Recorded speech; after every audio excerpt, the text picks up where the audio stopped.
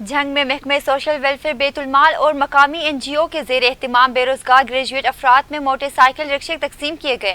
Deputy commissioner کہتے ہیں غریب اور مستحق افراد کی مدد کا سلسلہ جاری رکھیں گے۔ جھنگ سے کاشف علی نکی کی رپورٹ۔